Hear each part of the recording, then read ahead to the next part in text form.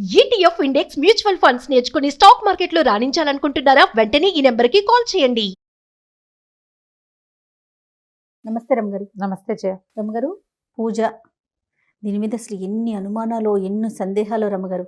ఏ దేవుని పూజించాలి, ఏ నూనె వాడాలి, పొద్దున చేయాలా, సాయంత్రం చేయాలా, ఎవరు చేయాలి, రకరకాల మనం కూడా చాలా వీడియోస్ చేసాం ఈ టాపిక్ మీద. దేవుడి రూమ్ ఎలా ఉండాలి, ఎవరికైనా చూపించవచ్చా, చూపించకూడదా, అదే కదా. ఇలా అయితే నిత్య పూజ అనేది అసలు ఎట్లా, ఏ విధంగా ఉండాలి రమ్మగారు? ఎవరు చేయాలి? ఎక్కువ ఫలితం ఉండాలి అంటే ఎవరు చేస్తే బాగుంటుంది? ఎంత పెద్ద ప్రశ్న జయ కదా. సింపుల్గా అడిగేసానా? ఓపిక, బలం ఎలా వస్తుంది? ఆహారం ద్వారా. అంటే నువ్వు నేను ఒకళ్ళని తింటే ఇద్దరికి వస్తుందా? రాదుగా రమ్మగారు. ఎవరిది వాళ్ళమే. నీది నువ్వే, నాది నేనే, అంతే కదా. ఎవరైనా ఒకళ్ళు తింటే సార్వజనీనంగా బలమో శక్తో ఇంకోటో శ్రేయస్సో కలుగుతుందా? కలగదు. ఆహార స్వీకారం ఎట్లా ఎవరిది వాళ్ళు చేస్తారో, పూజ, దేవతార్చన, దైవారాధన, ప్రార్థన ఎవరిది వాళ్ళదే. అయితే దీని మీద మనకు ఒకటి ఉంటుంది. ఈ తల్లి చేస్తే పిల్లలకి, భర్తకి, ఆడవాళ్ళు చేస్తే భర్తలకి, కుటుంబానికి కదా అని ఉంటుంది. ఇప్పుడు గుడికి వెళ్ళి అర్చన చేయించుకునేటప్పుడు పేర్లు అడుగుతారు, గోత్రనామాలు అడుగుతారు. అప్పుడు ఏం చెప్తాం మనం? మీరు లిస్టు చెప్తున్నారు కానీ లిస్టు చెప్పబడలా. అవును, లిస్టు చెప్పాల్సిన పని లేదు. మనం ఏం చేయాలి? కుటుంబం గోత్రం చెప్పి కుటుంబం యొక్క పెద్ద పేరు చెప్పడం, వాళ్ళకి ఆ గోత్రీకుని యొక్క సహకుటుంబం, ఆయన యొక్క కుటుంబం అంటే ఆయన యొక్క భార్య, పిల్లలు, మా కొడుకులు, కోడళ్ళు, మనవరాళ్ళు, వీళ్ళు, ఆయన అన్నదమ్ములు కూడా పరివారంతో సహా వచ్చేస్తారు. దేవత అర్చన వేరు, ఇప్పుడు దేవాలయంలో అర్చన విధానం వేరు. నువ్వు రోజు దండం పెట్టుకుంటే, నువ్వు రోజు ఒక దండం పెట్టుకుంటే నీకు ప్రశాంతత, నీకు ప్రశాంతత, నీకు మానసిక నైర్మల్యం, నిర్మలత్వం మనసుకి, నీకు శ్రేయస్సు.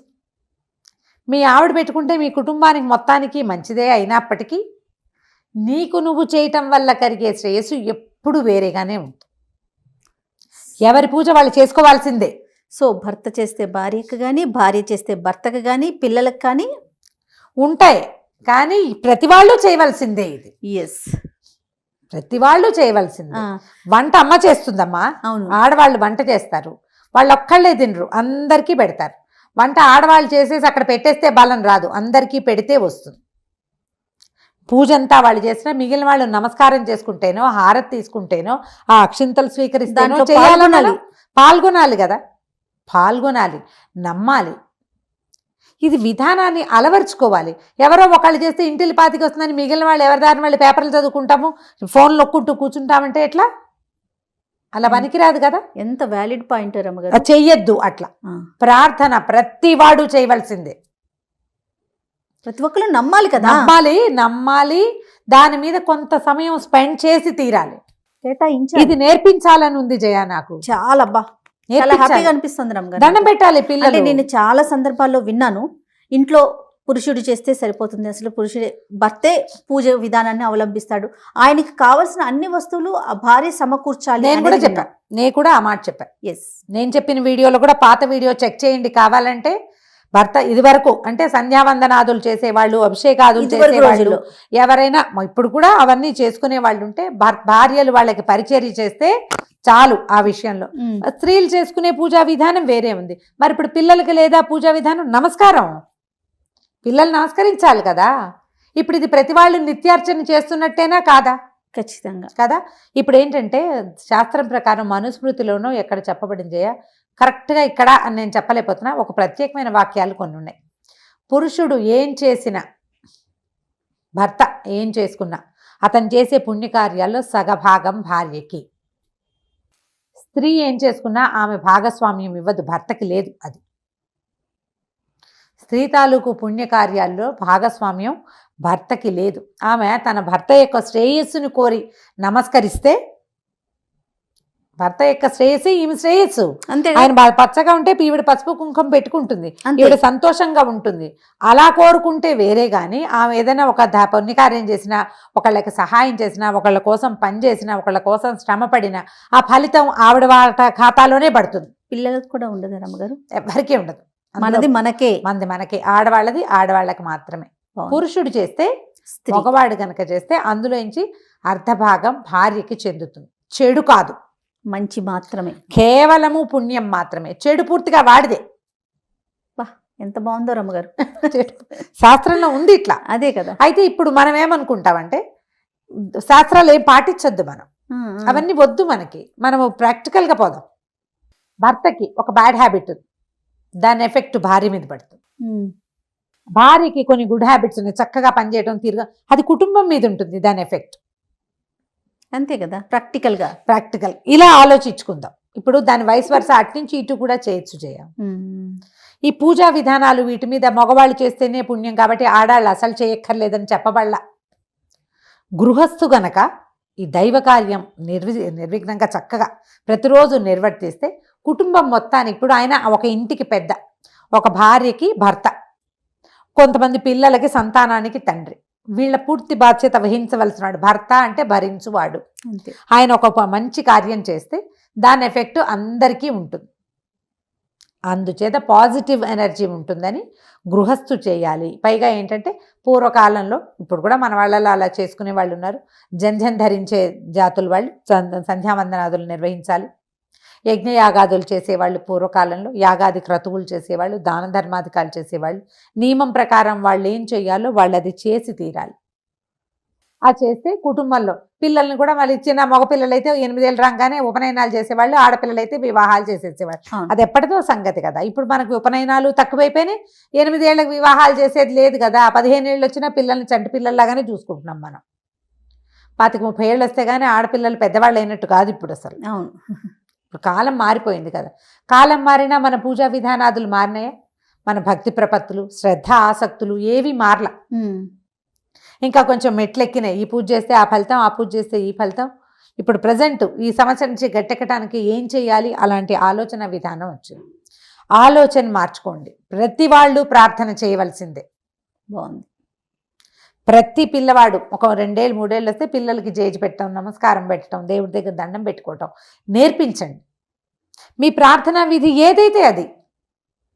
నేను చెప్పిన శ్రీరామ రామ రామేతి చెప్పించాలని అంటలా, మీకు ఏది ఉంటే అది. ప్రార్థన వల్ల మనసు నిర్మలంగా ఉంటుంది, తప్పుల వైపుకి వెళ్ళరు, సమాజము సరైన దారిలోకి వెళ్తుంది. ఎవడో ఒకటి చేస్తాడు, మిగిలిన వాళ్ళు హాయ్ హోయ్ అంటూ ఉంటారని అనుకోవద్దు అసలు. నియమంగా ప్రతిరోజు స్నానం చేశాక దండం పెట్టుకోవాలి అని నేర్పించండి. ఇంట్లో నుంచి బయటకు వెళ్ళేటప్పుడు దేవుడికి దండం పెట్టుకునేళ్ళు, ఆపదమోపడతారని చెప్పేళ్ళు నేర్పించండి. మన పరిస్థితులు కొంత మారుతాయి కదా. అవును, ఇప్పుడు మగాళ్ళు చేయాలి ఆడాళ్ళు చేయాలని ఎందుకు మాట్లాడుకోవాలి మనం? అసలు అందరూ చేయాలి, ప్రతి వాళ్ళు చేయాలి. ఆడవాళ్ళు చేస్తే మగవాళ్ళకి సరిపోతుంది, ఇంటికి సరిపోతుంది అని అనుకోవద్దు. ఎవరి మగవాళ్ళు స్నానాలు చేసేసి ఏదో ఇష్టారాజ్యంగా ఉండి వీళ్ళ దారిని తాగేసి తిరిగేసి కుదరదు. దండం పెట్టు, నేర్చుకో. ఇది తల్లులు మొదలు పెడితే బలవంతంగా మగవాళ్ళందరికీ క్రమంగా వస్తుంది. కనీసం రాగల తరాలలో ఇది స్టార్ట్ అవుతుంది. నేనే పూజ చేస్తా, నేనే రావకాల దీపం పెడతా, నేనే ఉపవాసం ఉంటా, చచ్చి చెడి గుళ్ళోకి నేనే తిరుగుతా, అప్పుడు మా పిల్లలకి ఏదో వచ్చేస్తుందని అనుకోకండి అమ్మా. మీ పిల్లాడైనా వాడు అన్నం వాడు తింటేనే వాడికి బలం. వాడి దండం వాడు పెట్టుకోవాల్సిందే. వాడు నమ్మడు అనుకోండి, వాడు నమ్మట్లేదు. పిల్లల్ని సెపరేట్ చేసేసేయండి మీ నుంచి. నీకోసం నేను ఇవి కొన్ని చేయను, నా కోసం నువ్వు నమ్మట్లేదు కాబట్టి అని. ఇవి నమ్మకాలు ఎవరి వాళ్ళవే, ఇండివిజువల్వే అని చెప్పకండి. అలాంటి వాదనలు తీసుకురావద్దు అసలు. అసలు అటువైపు మళ్ళించాలి అంతే రమ్మగారు. అంతే అంతే, ఇంకా అసలు దీనికి నో అలవాటుగా చేయొచ్చు. సెకండ్ ఆప్షన్ లేదు అసలు. అంతే, ప్రతివాడు మన ధర్మం ఇది, మనం చేసి తీరాలి. భగవంతుణ్ణి సూర్యుడికి దండం పెట్టు, పొద్దున్నే నిద్ర లేచి. పండుగ రోజు నెత్తికి నూనె రాసుకో, స్నానం తలంటి పోసుకొచ్చాక దేవుడికి దండం పెట్టు, దీపారాధన ఉంటే దండం పెట్టుకో, హారతి కనిపిస్తే కళ్ళకద్దుకో, ఎక్కడైనా గుడి కనబడితే ఒక నమస్కారం చేయి, గుళ్ళోకి వెళ్ళేటప్పుడు చెప్పులు ఇప్పు, ఓ ప్రదక్షిణ చేయి. ఇది నువ్వు ధర్మాన్ని నువ్వు నిలబెట్టాలంటే నేర్పించాలి. ఇప్పుడు నేనేదో చెప్తా మగవాళ్లే చేయాలి, ఆడవాళ్ళు చేస్తే అంత ఫలితం రాదని. మీ ఇంట్లో మగాళ్ళు చేస్తారా? ఊరికే వీడియో వింటారు అంతే కదా. నమస్కారం చేయడానికి ఏం నొప్పి? అస్సలు ఏం నొప్పి లేదు కదా. దండం పెట్టండి, ఒక మంచి మాట్లాడండి. రోజు దండం పెట్టుకునే వాళ్ళు కనీసం కొన్నిసార్లు అయినా ఆ దేవుడి మొహం గుర్తొచ్చి తప్పులు చేయటం తగ్గించుకుంటారు, పొరపాట్లు చేయటం మానేస్తారు అనుకోకండి. డిఫరెన్స్ వస్తుంది. ఇలా ఆలోచించండి అమ్మా, ఎవరు చేస్తే ఫలితం వస్తుంది అనే పాయింట్ వెనకాల పరిగెత్తద్దు.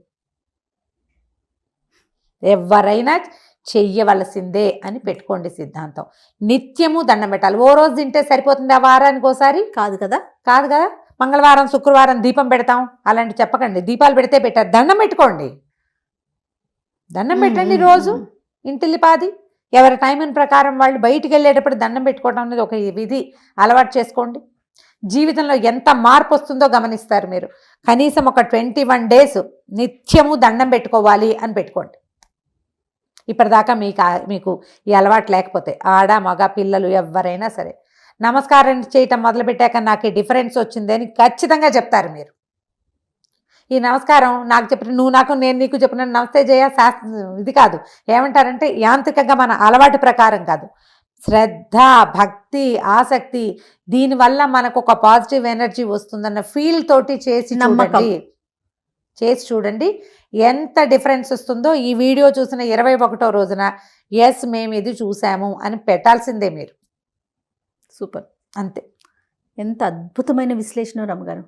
చాలా సంతోషం అనిపించింది. ఒక వర్గానికే సంబంధించి మాట్లాడతారేమో అని నేను అనుకున్నా. నిజంగా ఈ క్వశ్చన్ రేస్ చేసినప్పుడు లేదు జయ ఇంట్లో పురుషులే చేయాలి, లేదా ఈ రోజుల్లో వాళ్ళకి సాధ్యం కావట్లేదు స్త్రీలే ఎక్కువ చేస్తున్నారా అని అట్లా మీ వర్షన్ ఉంటుందేమో అనుకున్నాను. కానీ అత్యద్భుతం.